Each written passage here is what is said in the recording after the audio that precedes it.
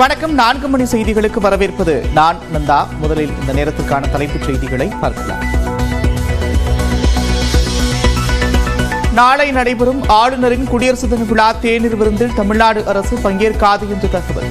திமுக கூட்டணி கட்சிகள் ஏற்கனவே புறக்கணித்த நிலையில் அமைச்சர்கள் உள்ளிட்ட அரசு தரப்பினரும் பங்கேற்கவில்லை. வேங்கை வயல் விவகாரத்தில் தவறான தகவல்களை பரப்ப வேண்டாம் என்று தமிழ்நாடு அரசு வேண்டுகோள். தனிப்பட்ட விரோதம் காரணமாக 3 பேர் குற்றத்தில் ஈடுபட்டதாகவும் விளக்கம்.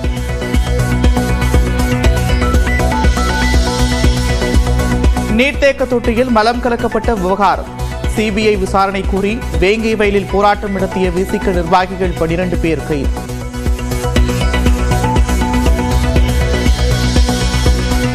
வேங்கை வயல் விவகாரத்தில் சிபிசிஐடியின் குற்றப்பத்திரிகையை அரசும் நீதிமன்றமும் ஏற்கக்கூடாது என்று திருமாவளவன் வலியுறுத்தல். ஏற்கனவே வெளியான ஆடியோதான் தற்போது பகிரப்படுவதாகவும் விளக்கம். டங்ஸ்டன் சுரங்க திட்டத்தை ரத்து செய்ய நடவடிக்கை எடுத்த முதலமைச்சருக்கு மதுரை அரிட்டாப்பட்டியில் நாளை பாராட்டு விழா. சென்னையில் முதலமைச்சர் மு.க. ஸ்டாலினை நேரில் சந்தித்து அழைப்பு விடுத்த போராட்டக் குழுவினர். டங்ஸ்டன் சுரங்க ஏலம் ரத்து செய்யப்பட்டதற்கு முதலமைச்சர் மு.க. ஸ்டாலினே முழு முதற் காரணம். சென்னையில் முதலமைச்சரை நேரில் சந்தித்த போராட்டக் குழுவினர் பேட்டி. டங்ஸ்டன் திட்டத்தை வெற்றிகரமாக மத்திய அரசு திரும்பப் பெறுவதற்கு முழு முதற் காரணமாக இருந்த நம்முடைய முதல்வர்களுக்கு நன்றி தெரிவிக்கும் விதமாக அரிட்டாப்பட்டி வழியாக வல்லாளப்பட்டியிலே பெருந்திரளான அனைத்து சமுதாய மக்களும் சேர்ந்து வரவேற்பு கொடுக்கிறோம். வெற்று தேர்தல் அறிக்கைகளை கொடுத்துவிட்டு ஆட்சியை பிடித்தது திமுக என்று ஈரோடு தேர்தல் பிரச்சாரத்தில் சீமான் விமர்சனம். மகளிருக்கு தரும் 1000 ரூபாயை டாஸ்மாக் மூலம் அரசு பெற்றுக் கொள்வதாகவும் சாடும். பெரியாரை அவதூறாக பேசிவிட்டு அவரது வீட்டிற்கு அருகில் பிரச்சாரம் செய்தார் என்று சீமானுக்கு எதிர்ப்பு தெரிவித்து காங்கிரஸ் போராட்டம்.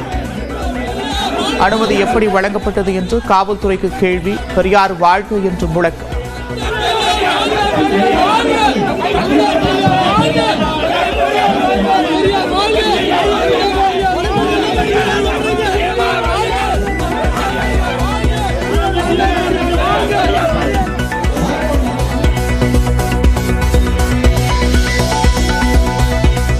அரசு பள்ளி மாணவர்களுக்கு வழங்கப்பட்ட 7.5% இடஒதுக்கீடு மூலம் 40,000 மாணவர்கள் பலன்.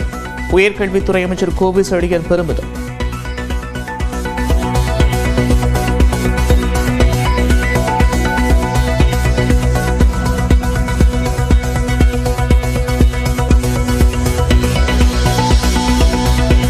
விடுமுறை நாளான இன்று திருவண்ணாமலை அண்ணாமலையார் கோவிலில் அதிகரித்த பக்தர்கள் கூட்டம்.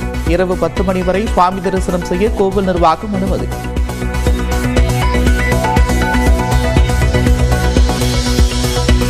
ராணிப்பேட்டை மாவட்டம் நெமிலி அருகே பெட்ரோல் ஊற்றி எரிக்கப்பட்ட இளைஞரின் உடல் ஒப்படைப்பு.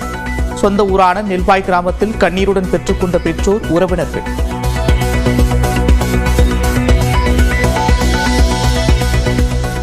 நெல்லையில் உயிரிழந்த தாயை சைக்கிளில் கட்டி மகன் எடுத்து சென்ற விவகாரம். தாய் மயங்கியதால் சைக்கிளில் அழைத்து வந்துவிட்டதாக மகன் கூறிய வீடியோ வெளியானதால் பரபரப்பு.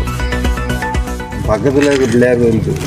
அப்புறம் அங்கே போயிட்டு உட்கார வச்சேன், வந்துட்டு உட்கார வச்சேன் உண்டு. அதுக்கப்புறம் தான் இறந்துட்டா பையன் தூங்குதான்னு நினைச்சேன், இறந்துருக்கு அப்படின்ட்டு பக்கத்தில் இருக்க பிள்ளையார் இருக்கு. காரைக்குடியில் பள்ளியில் மின்சாரம் தாக்கி உயிரிழந்த மாணவனின் குடும்பத்திற்கு அமைச்சரின் நிதி உதவியுடன் 9 லட்சம் ரூபாய் நிவாரணம். போராட்டத்தை வாபஸ் பெற்று உடலை பெற்றுக்கொண்ட உறவினர்கள். காரைக்குடி பள்ளியில் மாணவன் உயிரிழந்த விவகாரத்தில் தலைமை ஆசிரியர் மற்றும் வகுப்பாசிரியர் பணியிடை நீக்கம். முதன்மை கல்வி அலுவலர் உத்தரவு.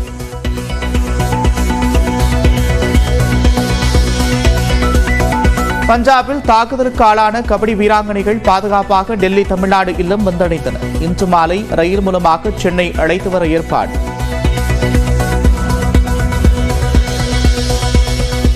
கிருஷ்ணகிரி அருகே விளைவித்த முள்ளங்கிக்கு உரிய விலை கிடைக்காததால் விவசாயிகள் வேதனை. வேறு வழியின்றி வயலுக்கு உரமாக முள்ளங்கிகளை பயன்படுத்தும் பரிதாபம்.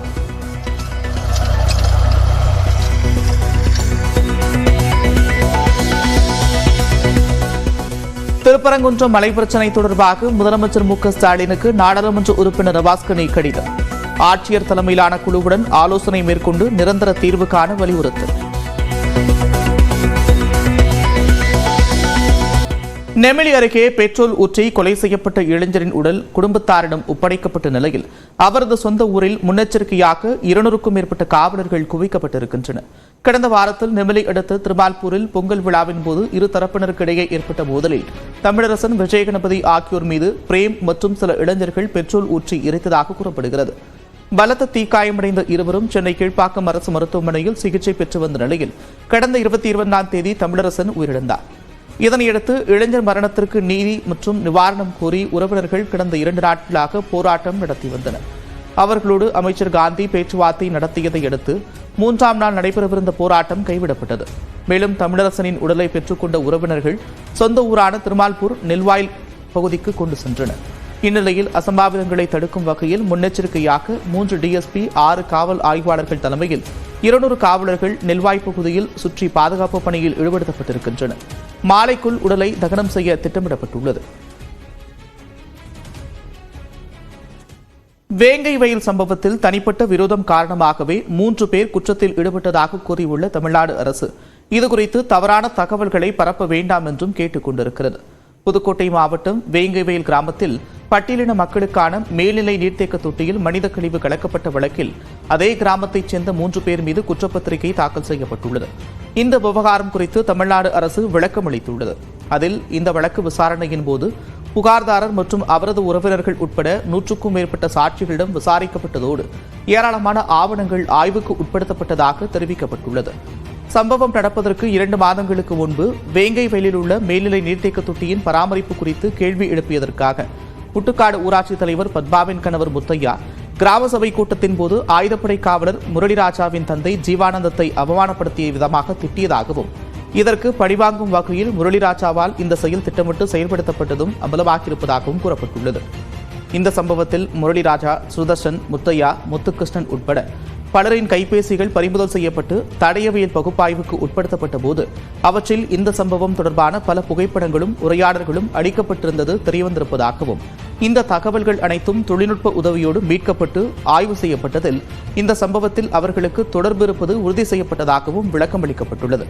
அதன் அடிப்படையில் புலன் விசாரணை முடிக்கப்பட்டு முரளிராஜா, சுதர்ஷன், முத்துகிருஷ்ணன் ஆகியோர் மீது நீதிமன்றத்தில் சிபிசிஐடி சார்பில் குற்றப்பத்திரிகை தாக்கல் செய்யப்பட்டிருப்பதாக கூறியுள்ள தமிழ்நாடு அரசு இது தொடர்பான தவறான தகவல்களை யாரும் பரப்ப வேண்டாம் என்று கேட்டுக் கொண்டிருக்கிறது.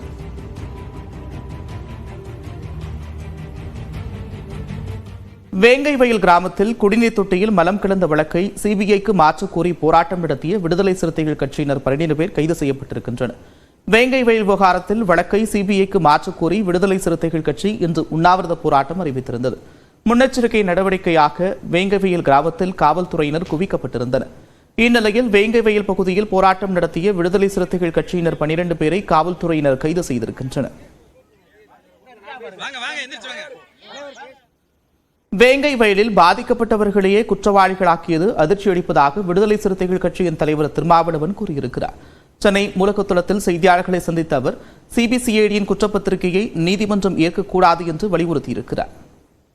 ஏறத்தாழ 2 ஆண்டுகளுக்கு மேலாக இந்த விசாரணை நடத்தி முடித்து இப்போது புகார் கொடுத்தவர்கள் மீதே, பாதிக்கப்பட்ட மக்களின் மீதே இவர்கள்தான் அந்த குற்றத்தை செய்தார்கள் என்று வழக்கு பதிவு செய்திருப்பது மிகுந்த அதிர்ச்சியை அளிக்கிறது. ட்ரையல் கோர்ட், இதற்கென்று நியமிக்கப்பட்டிருக்கிற சிறப்பு நீதிமன்றம் இந்த குற்றப்பத்திரிகையை ஏற்கக்கூடாது என்று விடுதலை சிறுத்தைகள் கட்சி வேண்டுகோள் விடுக்கிறது. தமிழ்நாடு அரசுக்கு விடுதலை சிறுத்தைகள் விடுக்கிற வேண்டுகோள் இந்த வழக்கை சிபிஐ விசாரணைக்கு ஒப்படைக்க வேண்டும் என்று வலியுறுத்துகிறோம். இது ஏற்கனவே வெளியே வந்ததுதான், அது ஒன்றும் புதிய தகவல்கள் கிடையாது. அது வாட்ஸ்அப்பில் பரவிய புகைப்படங்கள் தான், வாட்ஸ்அப்பில் பரவிய ஆடியோ தான், வாட்ஸ்அப்பில் பரவிய வீடியோ தான். எதுவுமே புதிய விஷயங்கள் இல்லை. அவங்க டிஎன்ஏ டெஸ்ட் பண்றதா சொல்லியிருந்தாங்க. அதுக்காக தான் இவ்வளவு நாள் எடுத்துக்கிட்டதாகவும் கூறியிருந்தார்கள். ஆனால் டிஎன்ஏ பரிசோதனை மூலமாக இது உறுதிப்படுத்தப்பட்டதாக தெரியவில்லை. இந்நிலையில் வேங்கை வயல் வழக்கை சிபிஐ விசாரணைக்கு பரிந்துரைக்க வேண்டும் என்று பாஜக மாநில தலைவர் அண்ணாமலை தெரிவித்திருக்கிறார். இது தொடர்பாக அறிக்கை வெளியிட்டுள்ள அவர் பட்டியல் சமூக மக்கள் வசிக்கும் பகுதியில் இருந்த நீர்த்தேக்க தொட்டியில் மனிதமலம் கலந்த வழக்கில் அதே சமூகத்தைச் சேர்ந்தவர்கள் 3 பேரை குற்றவாளிகள் என்று திமுக அரசு கூறியிருப்பது பலத்த கேள்விகளை எழுப்புவதாக குறிப்பிட்டிருக்கிறார். தொடக்கம் முதலே வழக்கின் விசாரணையின் போக்கு முறையானதாக இல்லை என்றும் முன்னுக்கு பின் முரணான தகவல்கள் பரப்பப்பட்டு வந்ததாகவும் அண்ணாமலை தெரிவித்திருக்கிறார். சம்பவம் நடந்து 2 ஆண்டுகள் கடந்த பிறகு வழக்கை எப்படியாவது முடித்துவிட வேண்டும் என்பதுதான் திமுகவின் நோக்கமாக தெரிகிறது என்று பாஜக மாநில தலைவர் அண்ணாமலை அறிக்கையில் சுட்டிக்காட்டியிருக்கிறார்.